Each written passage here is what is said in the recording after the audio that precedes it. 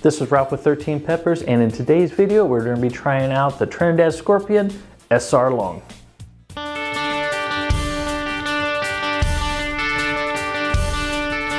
Now, the pepper that I'm going to be going over and tasting today, which is the Trinidad Scorpion SR Long, not a lot of information out there that I can actually find on the overall pepper. There's information I can find on the Trinidad Scorpion pepper itself, especially being based out of Tobago in an area called Moruga, so that's why you also hear the term Moruga Scorpion. There's a bunch of different varieties and everything like that, but they're kind of all along that genus.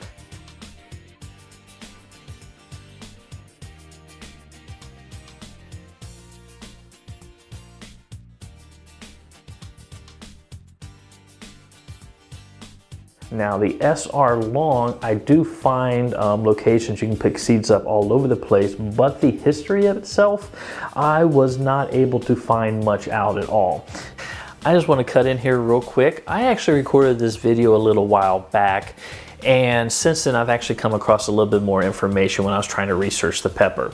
I initially was finding that the SR in the name actually stood for strain red, but I actually had an awesome YouTuber reach out to me with the Pepper Ranger channel, and I'll leave a link and everything in my description to his actual channel. He actually told me that the SR stood for Sarah Ragunan, and she's actually created a bunch of different pepper strains, especially it deals with the Trinidad Scorpion. So thank you very much for that information. Any kind of information, trying to research peppers always helps, because it's not the easiest thing sometimes to get that information, but I hope that kind of helps out. Now, some of the information I tried to get was a place called the Chili Pepper Institute. It's actually located out of New Mexico.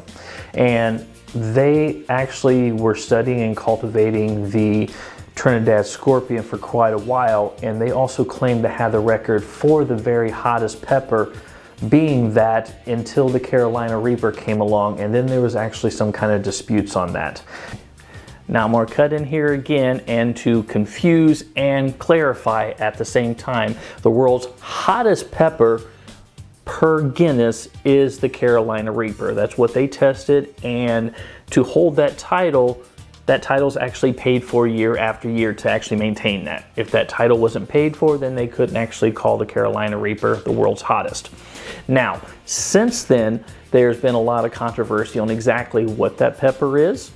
That's not anything I'm going to go into, but since then, there has been quite a few other peppers that have actually considered a lot hotter. A couple of them I've tasted, one of them like the Hurt Berry.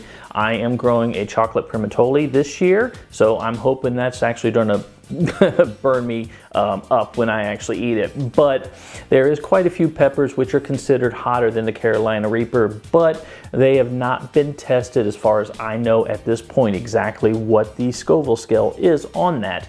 And like I mentioned earlier, the Scoville scale is somewhat subjective depending on the pepper you have and everything else. So hopefully that confusingly clarifies a few things there.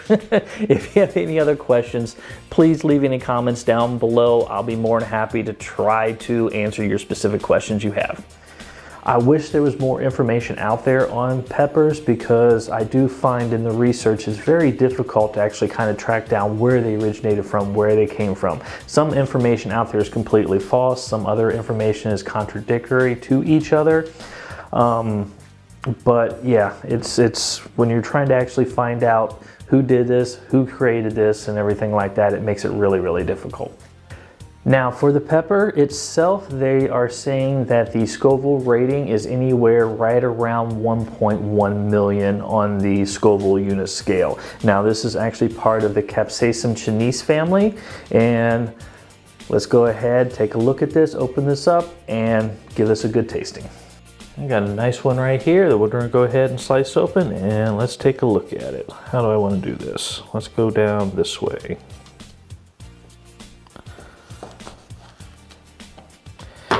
Now, should be wearing gloves, but for some reason I'm not, so I gotta be very careful.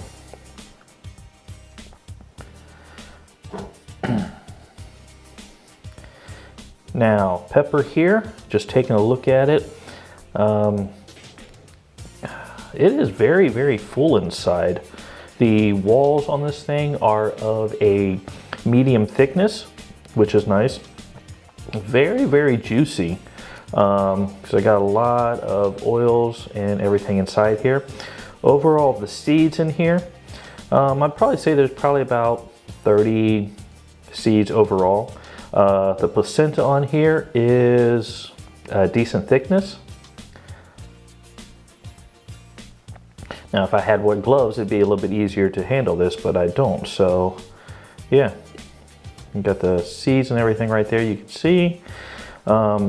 Overall, for the size of the pepper, it's very, very compact inside. So the placenta and everything kind of fills up the whole space with the medium walls here. So there's not a bunch of empty space inside here. So I'm hoping this actually holds. Oh, I have a little bit of liquid here, but not too terribly much. But overall, I'm looking forward to what flavor this thing's going to bring. You can already tell this is already going to be another hot one, but it does have a very fruity kind of scent.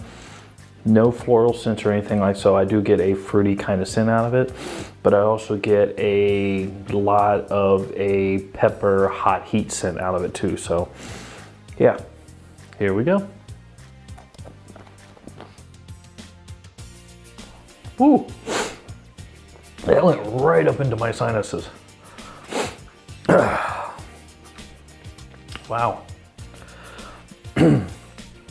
This one, the burn, it is on the back of the throat and the top of the mouth. I do have a little bit on the tongue, but not much at all. It's all the back of the throat and the top back of the throat. I think because it went back so high and up is it just went right straight into my sinuses. So yeah, no, sorry running. The heat on this to me is very similar to a Geolokia ghost pepper. Roughly about the same level and everything on here.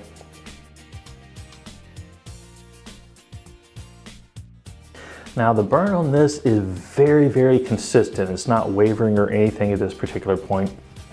Not spreading, but it is concentrated right on the back of the throat.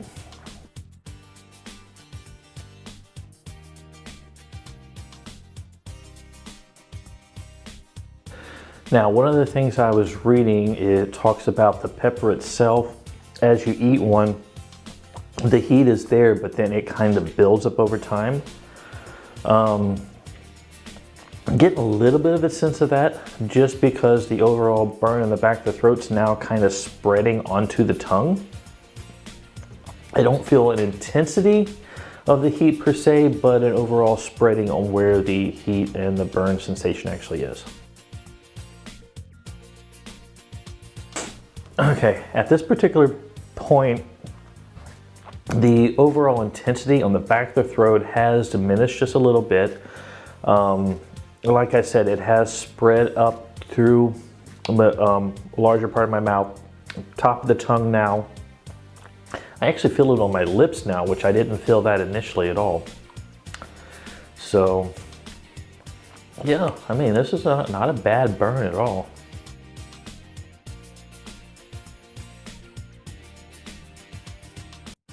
Okay, now I would say the heat overall is dissipated roughly just a little bit above half on my overall mouth.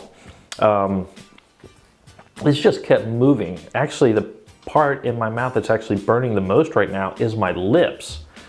The tongue is dissipated, the burn in the back of the throat, it's there a little bit, but not like it was immediately. So maybe that's where they were talking about how the burn kind of builds the longer it goes. I don't know, it just seems to be like moving. So yeah, very, very nice.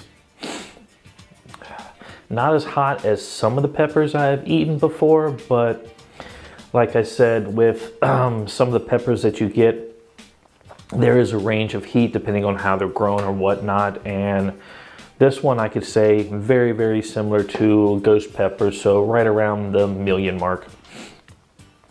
Maybe this one is, yeah, I would probably say maybe just a tad underneath that one, but yeah, right around the million mark, similar to ghost pepper.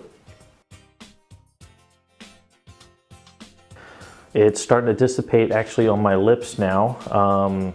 Yeah, overall, I've lost probably 60–70% of the burn, so not a bad pepper at all. The fruitiness of the smell I kind of wish would have came out a little bit better flavor, but it still wasn't a bad flavor. I just wish it was a little bit more pronounced.